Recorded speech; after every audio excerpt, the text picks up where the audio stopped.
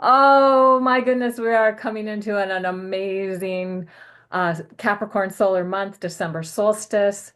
I just learned something very cool about this December solstice from a video that was done a couple of years ago by a man named Rory Duff, who was being interviewed by Pam Gregory, and they were talking about December solstice 2024, and that this has been building for a while. Like the ley lines of the Earth are expanding, and the energies and the planets, all the planets throughout our solar system, are going through massive changes. That's something I've been known about since the 90s, seeing articles and things that are talking about it's not just planet Earth that's been going through like whatever we want to, climate change, yes, it's a thing, climate crisis, yes, it's the thing, but some of this would be going on because of how the whole solar system is aligned with the galaxy.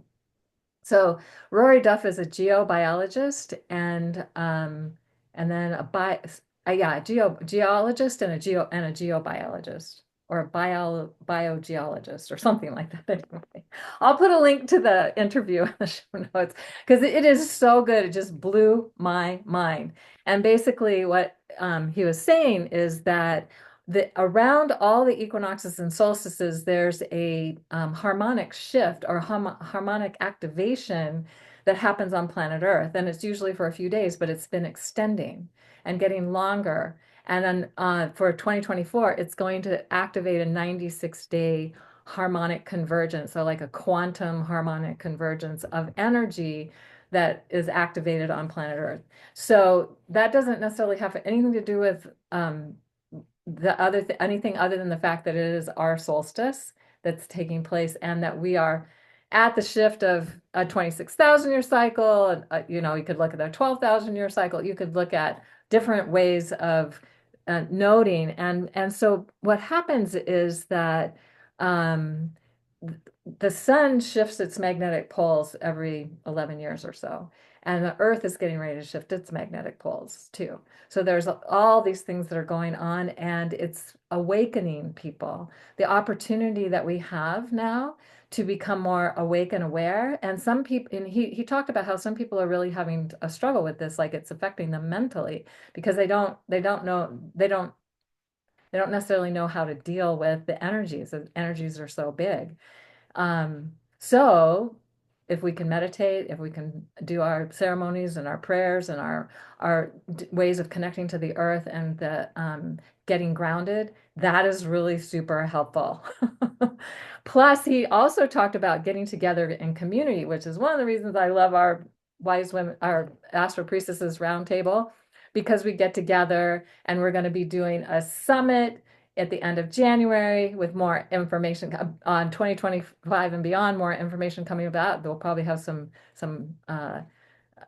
well, you can just stay tuned and we'll have more information for you about that. But it's super exciting because we're bringing a community of people together to really connect into the energies of what's happening now. And we'll still be at play when we do our summit, just saying.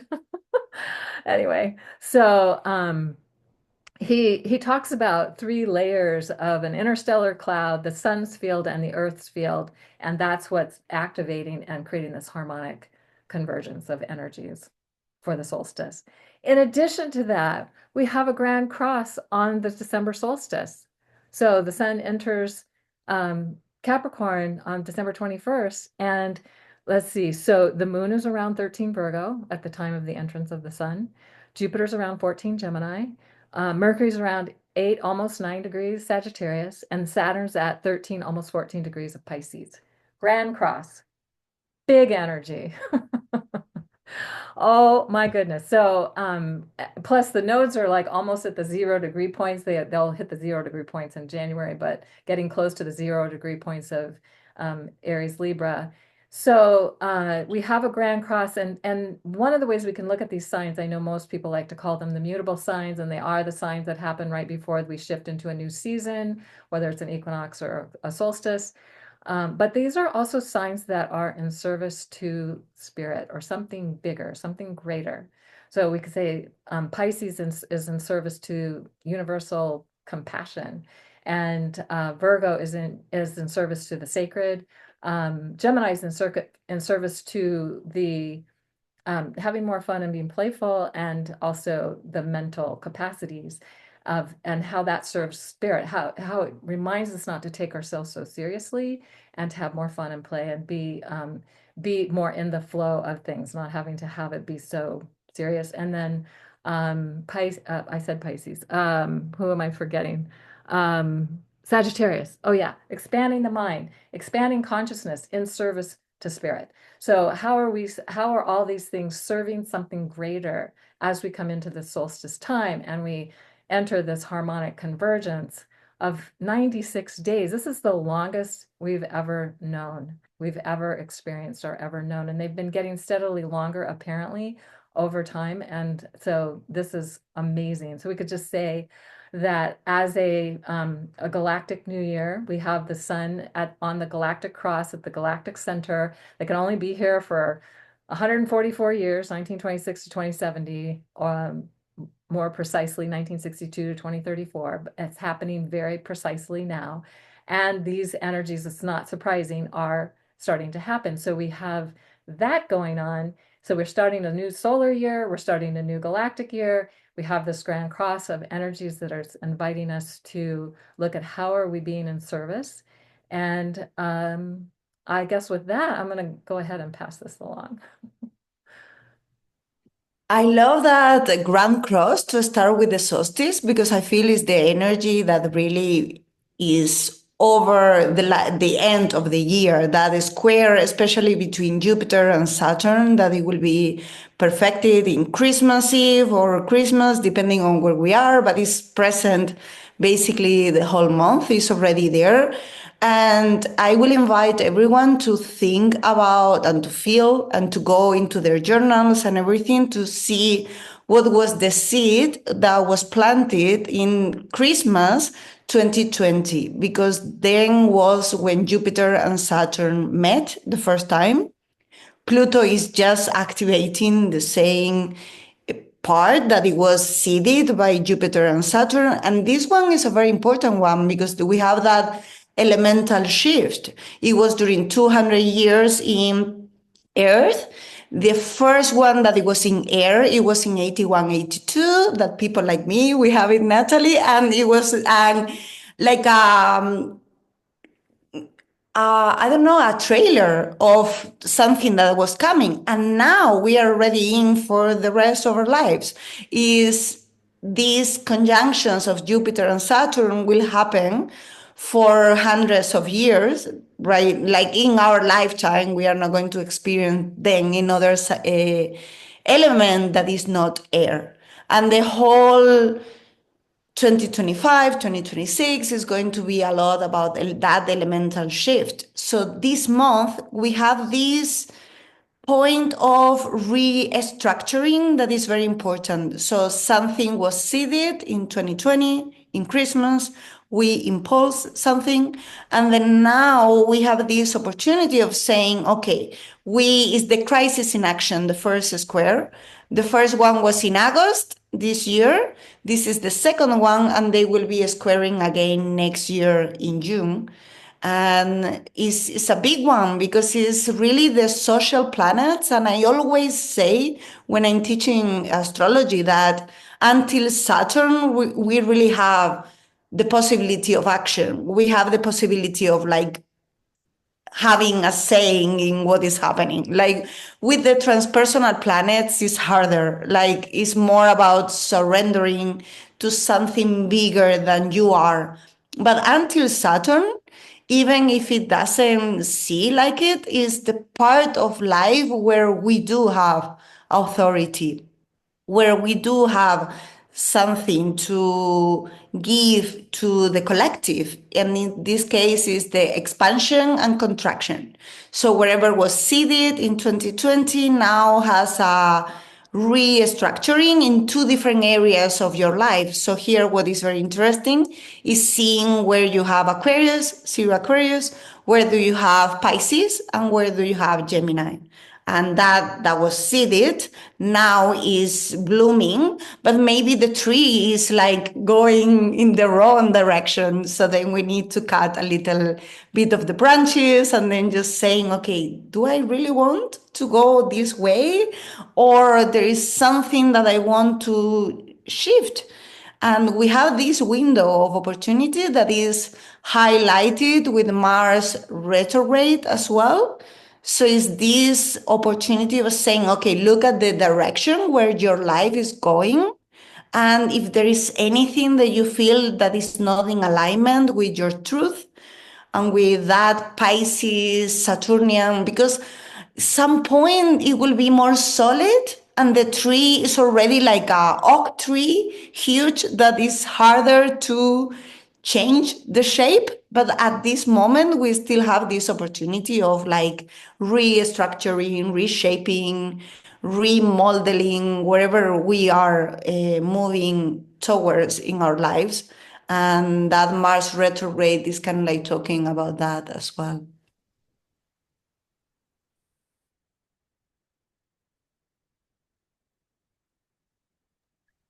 Ah, okay.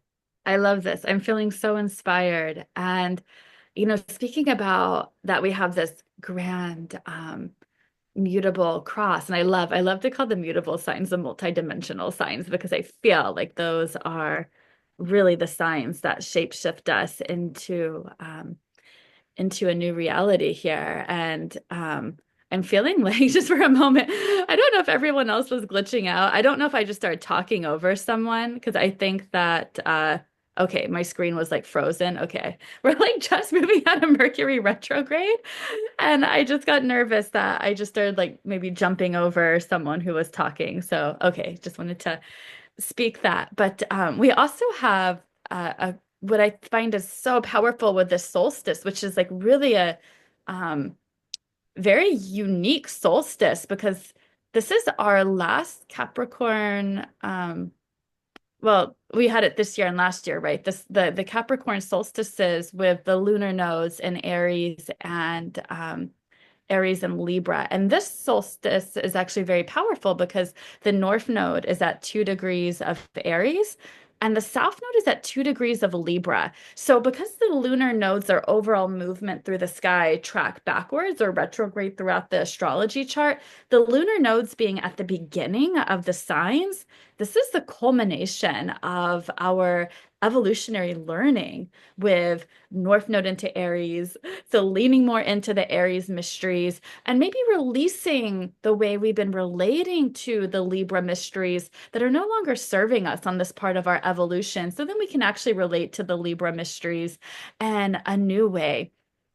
And with the lunar nodes being at 2 degrees of Aries Libra and the sun being at 0 degrees of Capricorn, this makes a pretty close square, sun squaring the lunar nodes. And if we look at it from the sun has left the south node from the last Libra equinox and will be moving to the north node, which will actually be in Pisces next time the sun meets Pisces. But this is like a closing, this is like almost like a last quarter moon if we think about it this way.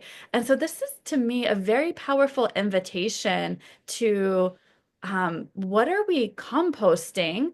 And the invitation is actually through the lens of the Capricorn mysteries. What are we ready to compost in regard to the Capricorn mysteries so we can maybe release an outdated way we've been doing the Libra mysteries so we can lean into the Aries North Node mysteries in a new way. And what's just coming to me, which was part of the conversation that we were having before we were recording, are what are some of the Capricornian, like the modern Capricornian ways that are actually not true to the essence of Capricorn. Like the true essence of Capricorn is like the medicine woman, the medicine man, the one that holds the mysteries of the trees and the stones and the roots and connected to our ancestors and is really in alignment with how to live in a way that supports the next generations to come and how to be in community in a way that supports the next generations to come. Modern Capricorn has been very, kind of been fit into the box of workaholic, success, achievement, drive. And none of those things are bad things, right? Like success and achievement and accomplishing things can actually be a very beautiful thing. But what are our shadow ways that we relate to this? And so what is ready to be composted and how we've been relating to the Capricorn mysteries to support us on this current evolutionary invitation of South Node in Libra and North Node in Aries. And I find it very interesting that the December solstice, according to kind of in their US timing, right? It's on December 21st at 1:20 a.m. Pacific. And then the sun squaring the lunar nodes is on December 23rd at 2:39 a.m. Pacific. And in that day in between, the moon is actually coming to the South Node and Libra. So I just find that so interesting. One of the moon's gifts are um, bringing illumination and awareness to what's been going on under the surface for us. What conditioning, what old stories, what old habits and patterns and narratives are we ready to release? And with that moon there on that Libra South Node at the beginning of Libra, squaring the sun at the solstice time, there's really an invitation to what ways of relating are we ready to release so we can embody more of the Aries North, and which might be bringing in more of our authenticity, our wants and needs and desires, and bringing more courageousness and just going for it, like letting ourselves be lit up by the pathway that most inspires us. And so there's a lot of invitation here for, and right, it's right around like holiday season. So there's usually a lot of invitation to work through relationship dynamics when many are gathering with family and relationships that can bring up a lot of our old habits and patterns. I love this so much, and I fully agree. I feel like this is already it's the closing of a year, and whether or not we ascribe to the solstice as the beginning of the new cycle and Gregorian calendar, all of that, different ways of looking at endings and beginnings. No doubt you can feel that there's a lot being composted, a lot of blank slate energy and invitation, which I think is just, it's getting compounded and we get to kind of stir it up. That's kind of how I feel with the mutable Grand Cross energy. We're stirring it all up to shake it all loose and really get free of some limiting perspectives just to make space. So I always feel that um, when we're working with retrograde energies, especially, that the more we can kind of back out of certain ways of doing things, the more truth and authentic essence will be able to come through. And I feel like that's very connected to part of the Capricorn mysteries that we are healing from is releasing that fear of doing things differently. Because why do we hold on to the way we've done it before? Because it worked, because we have verifiable like validity because it worked in the past, but we are being in so many ways invited to be that experimental scientist in a collective sense and to trust. If we look at moving a little bit ahead to the new moon on December 30th at the end of the year, this is at 9 degrees Capricorn. It's also conjunct goddess asteroid Pallas Athene, who has a lot to say around cultural influence. And they're very tight. They're within a 2-degree orb to each other in Capricorn. That feels like another opportunity to say, okay, there's a new foundation of our creativity, a new foundation for how we get to relate with culture, and maybe how we allow culture to relate with us too. So I feel that it is very empowering. And on that same day with that new moon, we have Mars approaching almost exact the opposition again with Pluto, which becomes more exact January 1st of 2025. But whenever we have an opposition, we're looking at how are we getting stretched between different vantage points, different parts of ourselves. And Pluto has a lot to say about composting. It's literally deconstructing things and putting them together in a new way. And Mars being retrograde is actually kind of saying, hey, Pluto, I'm going to let you do this. If we think about what retrograde planets tend to do, they reflect onto the opposite sign for balance, for information. It's like, oh, I thought that I knew how to do this thing in this Leo part of my chart, or then eventually in this Cancer part of my chart, but maybe I want to pull in some of the strategy of these opposite signs, the Aquarius and the Capricorn. So now we're working with all of these archetypes to stir it up and do something differently and just get stretched. That's how I feel more than anything with oppositions. They're technically of the nature of Saturn, but I don't feel like it always means it's like one or the other or like it's at odds. I feel like, if anything, it's like we're getting stretched into, oh, you can actually hold something bigger. You can hold space for the way that you are evolving and how you do things, but you can also hold space for the soul's evolution. And that can be a really beautiful experience. And then their opposition is also forming trines and sextiles to the North and South Node by exact degree during this new moon and carrying through into the new year. And so that creates a mystic rectangle, which it is as it sounds. It's this oppositions combined with opportunity of the sextile and harmonious flow of the trine. And I think it's all how it sounds. There's opportunity to make change. There's opportunity, I think, to feel even more into what we really want with that Mars as the host of the North Node in Aries in a perfect trine while retrograde. It's like, wow, what were the things that I was doing that I thought that I wanted? And I can let them go with this trust that they will be composted into something that's more viable now. And I think it takes such immense bravery to do that. So I feel like that is an energy that we're really being called into for this year ahead. And this is, I think, going to be a big part of the theme of the summit that we're hosting. So stay tuned for details and information on that, because we are definitely going to dive into these themes a lot deeper. Beautiful. Oh my gosh, I love everything that's been said so far.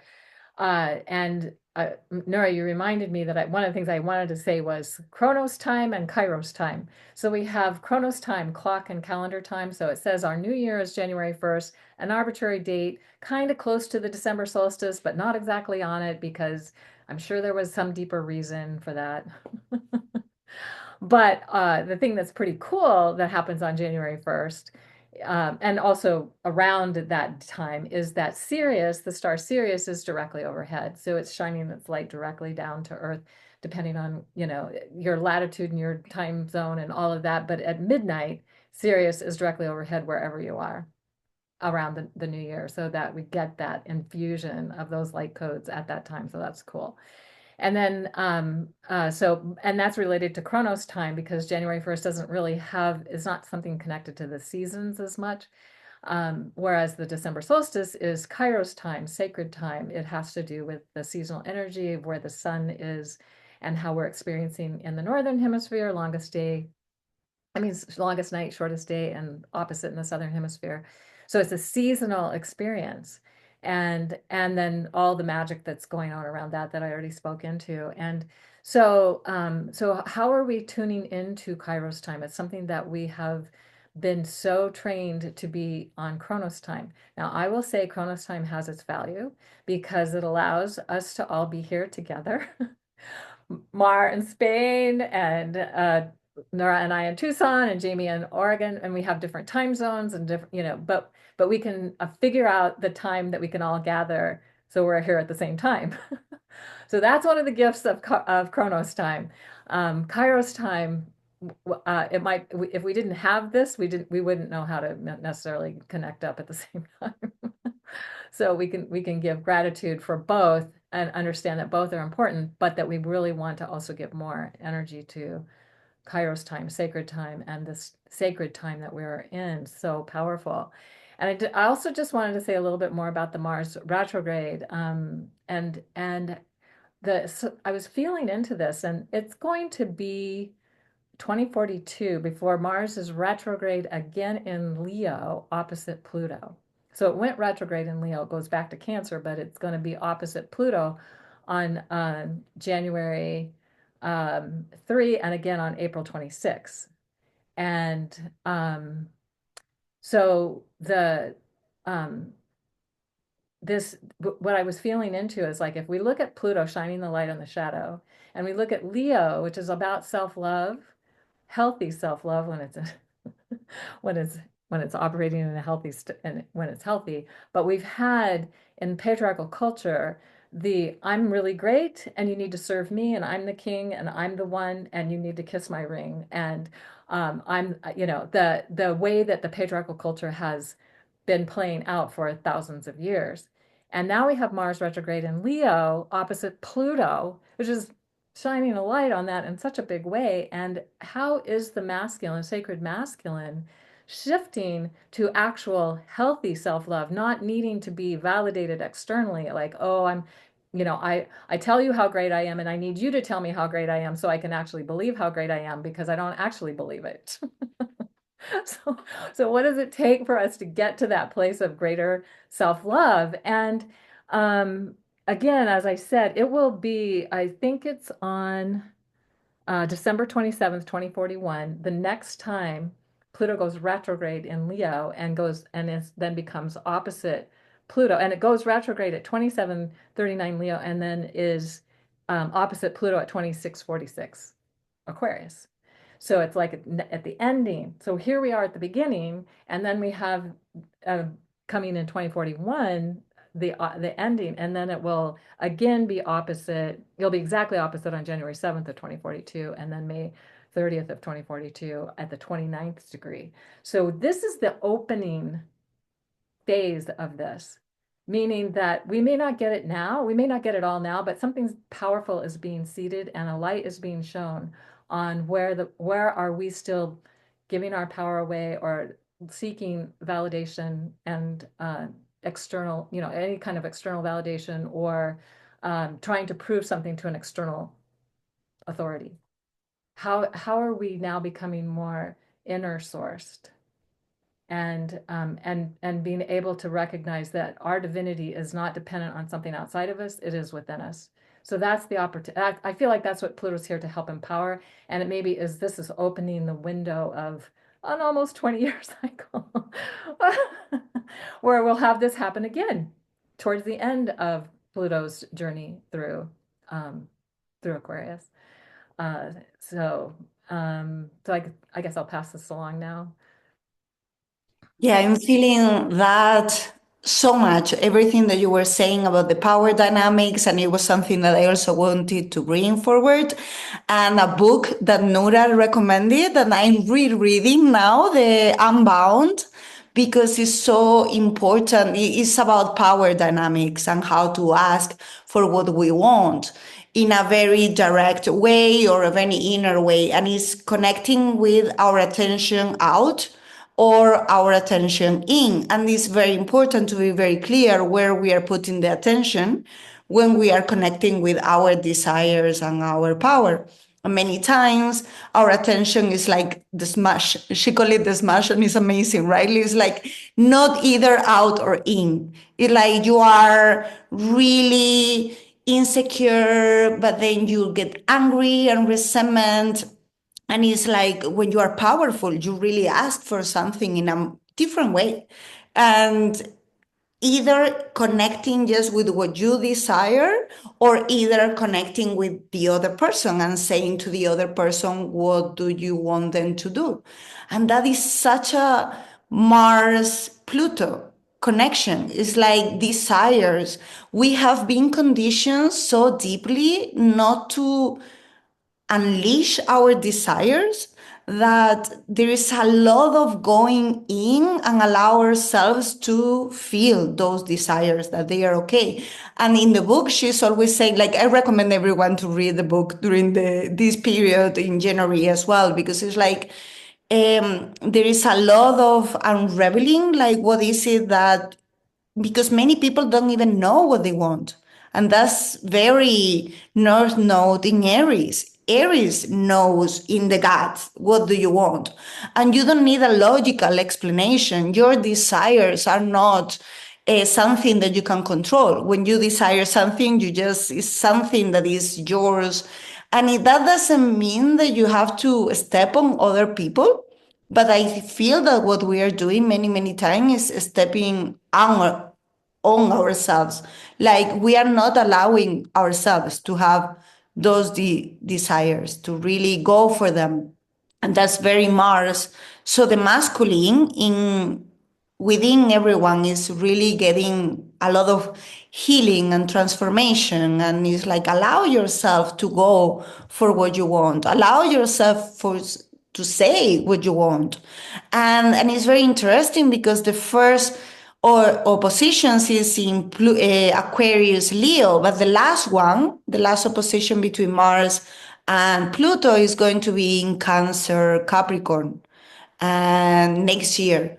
And then we have a full moon that I feel as a preview of that, the 13th of January, that we have Pluto in Aquarius, the Sun in Capricorn, 23 degrees, and then the moon will be in Cancer, and Mars will be already in Cancer.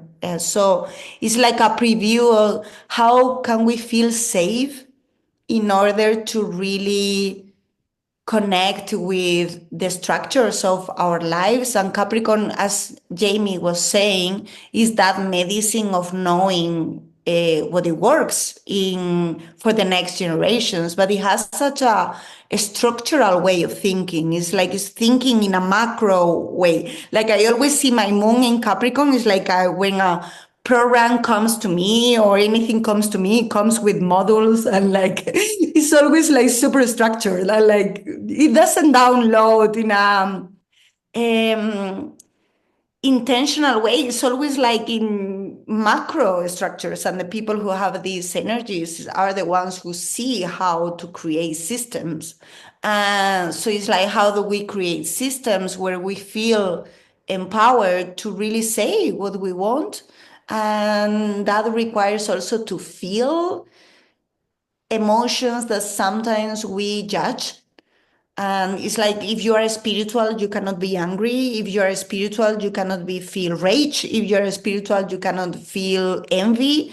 You feel it. If you feel it, you feel it. So instead of tapping it and repress it, it's just allowing it in a safe container and then allowing the emotions to show us the way. So I feel that anger is going to be very important during the whole Christmas period, especially in January, at the beginning of January. And in Christmas time is especially challenging because of the family's dynamics that come up to the surface. So it's just allowing ourselves to have spaces where if we feel angry, we move the anger, and then we go back to finish the meal with the family. But instead of repressing, because if we are repressing, we are really getting sick. There is this energy of stuck energy inside of our bodies. And I feel that happens a lot in spiritual circles, especially when it's at the beginning, that is like, no, I cannot be feeling this. So repress. That doesn't help anyone, right? Like we are spiritual, we are humans, and we feel many things. So whatever we're feeling is welcome, allow it, and it doesn't have to be against someone. It can be just on our own. And one of the practices that the author share in the book is about like saying everything we haven't said. And I think with this cross with Jupiter in Gemini and Saturn in Pisces, also a very good time to really release everything we haven't said, because we are judging ourselves. And it's just, that's it. We are humans. It's okay to be human. Oh, I just love that you were speaking to really the healing power of our emotions and how our emotions connect us with everyone and everything else, which I think is going to be one of the big invitations of connecting with as the North Node goes into Pisces during Capricorn season. I believe it's January 11th. Is when the true lunar node is going to go into Pisces and the South Node and Virgo. And so we're moving into about a 19-month learning initiation around how we're relating to the Virgo Pisces axis. And one, I call this axis, the axis of sacredness. Um, Virgo and Pisces connect to sacredness in very different ways, but it's actually kind of one and the same, which is the Pisces North Node, right? But we are being asked to lean into our emotions and how it connects us all, and the healing power of being present with our grief and how that inspires compassion and inspires acts of service to the world. There's so much with especially the North Node. I could say so much about, both the South Node in Virgo is just as important as the North Node in Pisces. And to me, the lunar nodes are not a linear, we let go of the South Node, we move into the North Node. There's a shifting of energy around how we're relating to both of these signs, Virgo and Pisces, and ultimately it brings us full circle into integration. But the North Node going into Pisces, we're all being invited to explore more and learning the self-trust and our intuition and navigating the subtle world, being able to open up as the vessel, as the oracle, as the channel to the higher realms of consciousness and connecting in with, we have spiritual support, in the spirit realm right here around us all the time. And it's actually often communicating through the natural world, which is kind of the Virgo mysteries as well. But we have an invitation to open up to all the divine support that's around us all the time to help guide us and navigate us, the signs, the symbols, the synchronicities, and how to, with the North Node in Pisces, how to increase our ability to read those signs and symbols and synchronicities and to let go and let flow. One of the things I say for Pisces, this is my North Node, is South Node Virgo, North Node Pisces, the art of learning to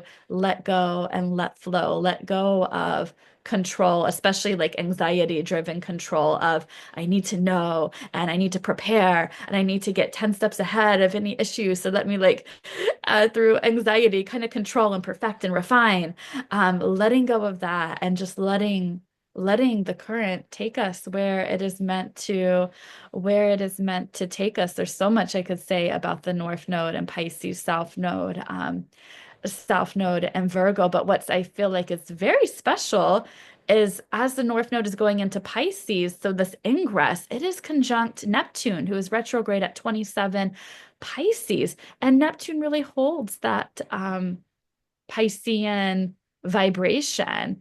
And I don't know. I have a Pisces Mercury. I am not the astrologer that has the capacity to research, but I feel like it's probably quite rare that Neptune is conjunct the Pisces North Node at the moment of the Pisces North Node going into or the North Node going into Pisces. So this is like setting the energetic of the entire Pisces North Node journey, which even amplifies the Neptunian energy about the invitation to me about really how to be the oracle, how to dream a new dream into reality by opening up and being more of the oracle. I'm even thinking of the Asclepian, dream priestesses. There's an invitation to kind of connect with that energy. And I don't know, again, because I'm not that researcher, but the having a Capricorn solstice while the North Node is in Aries, South Node in Virgo, this is happening every 18 and a half years. But to have a Capricorn solstice where the lunar nodes, North Node beginning of Aries, South Node beginning of Libra, I think is maybe a little bit rarer. So I feel like we're in these epic times of redreaming and rebirthing a new reality. Absolutely. And I always love the connection of Capricorn, Pisces, because they're both mystics. And I think Pisces can really help Capricorn reclaim that essence as well, especially with the sea goat element of, starting at the bottom of the ocean and then rising to the tallest mountain. But it's not linear. It's not about, oh, there's only one direction. There's multiple directions. And I feel like Pisces really holds that invitation and says, you're totally safe to kind of go on this wild spiritual adventure, which I love. I wanted to bring in attention to the full moon that's happening January 13th. And so this being the first full moon with the nodal axis in Pisces Virgo, and it's also creating a mystic rectangle. So that's a theme apparently, as we come into the new year. But there's also the quality of very Aquarian energy. If you've ever studied degree theory by Nicholas Stoyanovich, I really love it because it's very simplified. It's like each degree has an archetypal association. So the 23 degrees of any sign will correspond with Aquarius. And that is such a big theme with Pluto, and we've talked so much about that. But Aquarius themes of separation, of making space for, of loving, non-attachment, non-grasping. I feel like it can really support with all of that. And we're also having, so this full moon is at 23 degrees of Cancer, but it's also conjunct Mars, retrograde by this point into Cancer. And Mars is at 27 degrees Cancer, perfectly trine Neptune at 27 Pisces. And then the full moon is exactly sextile Uranus at 23 degrees Taurus. So we're bringing in this liberation quality with Uranus, pulling it into the full moon, along with this dissolving anything in the way between us and spirit or us and our mystical path. And I think for all of the mystics who have been on this journey for a really long time, it's like, oh, okay, and we're here now, the place that we've been preparing for, where I know it can feel sometimes a little bit like you can get a little jaded walking the path when you're like, I know I was born for this time, but don't exactly know what I'm supposed to do. I know I was born with these healing capacities, but I don't know exactly who I'm supposed to serve or how. I feel like this North Node in Pisces is really kind of the ushering in of all the people who have been kind of ready to help and ready to serve, to feel that, oh, people are ready. People are ready to receive that healing. So I think this will be really impactful for the healers of the world, and for the mystics, and for the dreamers and the artists, and the poets, and the visionaries. And it feels very inspiring in that way. But it's alongside this necessity to almost separate from what is not true and make the space. What does an Aquarian energetic do? It makes space almost to like step away a little bit from the group to see it, or step back so you can see the full painting, see the full view.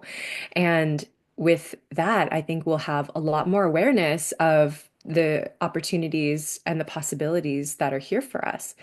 I also love that if you tune into the journey of Neptune and Pisces as a whole since 2011, Neptune came through first. And so I know that there have been spiritual awakening upon spiritual awakening for so many people in these past decade plus. And that I remember a lot of astrologers, myself included, would say, okay, Saturn's going to come through and make it all real. All the things that you've been dreaming about with Neptune and Pisces, now Saturn coming through Pisces since last year, is going to make it real, going to make you able to ground it into your reality, make the dream come true. And it's fascinating that now the North Node in Pisces is going to do the dance where it connects with Neptune first and then with Saturn later in the year. So it almost feels like a mini version of what we've actually been doing spiritually since 2011. 2012, this whole, we thought the world was going to end. It didn't end. It was a whole new birthing of consciousness, right? And we're doing that again, but like in miniature, like fast forward, which I think the nodes always bring us into this accelerated evolution, because that's also where the eclipses happen in relation with the nodes, right? So I think we'll get to kind of go through this reconnection with our spiritual path, and then perhaps later in the year, crystallize it a little bit more with Saturn. But this is where it all starts. So I love that earlier, Maud, you said to connect with what you were dreaming and wishing for in 2020, and like bringing in all of these. It feels like a time where we need to feel into the past and bring it into now, but with this really clear vision of, and I think a very surrendered orientation to that vision, so that we can create the space for the future for what we want to see. So very inspired by all of these transits. So inspiring. Oh my gosh. So, just so people know, Neptune's in a sign for about 14 years. It takes 18 and a half years for the nodes to come back into a sign. So not, and it'll be 165, well, 151 years maybe before Neptune comes back into Pisces again. So this is maybe a once in many lifetimes opportunity that we have, that Jamie, that you were speaking into. And, and I love how you were bringing in the dance, this Pisces piece, and the opportunity to have our dreams come into fulfillment. And here's the thing. In some spiritual traditions, they say that desire is the cause of suffering and misery, but that's not the case. It's not desire that causes suffering and misery. In fact, desire is the engine of creation. Without desire, we would not create anything. We need to have a desire to create something in order for that to happen. And it is attachment to the outcome of the desire that causes suffering. So just keeping that in mind. So this is a little bit of a wrap up. I just invite everybody now to, if there's anything else you want to say. I just love how we're coming into this new year. I'm so, so excited. Well, I love that you said that, Caitlin, because I believe the root of desire actually somehow, like the etiology, actually goes back to like of the stars. So there is this like divine element, celestial, cosmic element to desire. So I just wanted to speak that, and I'm just wishing everyone a beautiful Capricorn solstice. And don't forget to go out and can be that bridge between the earth and sky, and watch where around the Capricorn solstice, where the sun is rising and setting on your horizon line, wherever you live. If you can see it, I'm in Oregon, and it's like completely gray skies where you don't really see the sun at this time of year very, very often. But the sun is rising, regardless of your hemisphere, the sun is rising the farthest south of east in the morning and setting the farthest south of west at sunset. So you're at this kind of extreme place of sun rising and setting, which to me, there's always a download that I receive and a wisdom that I receive when I go out and watch it. Even if I can't say it in words what it is, it does some type of activation to my body, which changes me in some way.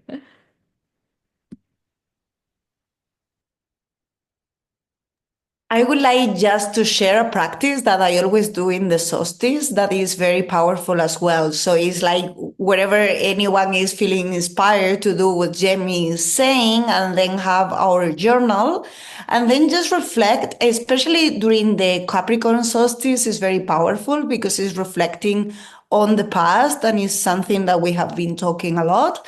So it's like in each house of our chart, just giving thanks for everything that we have experienced, and just thinking about like what we experience in each month and in each area of our chart, and then setting the intentions. So it's like just being aware of the past in that area, being aware of how we feel now in that area, and what is it that we are calling forward for the new year. So it's a very powerful experience, and it's always like we set intentions for the future, always grounded in what is present at this moment and what have been present in our past, and being thankful for, because everything happens for us, even when sometimes it's really hard to see it.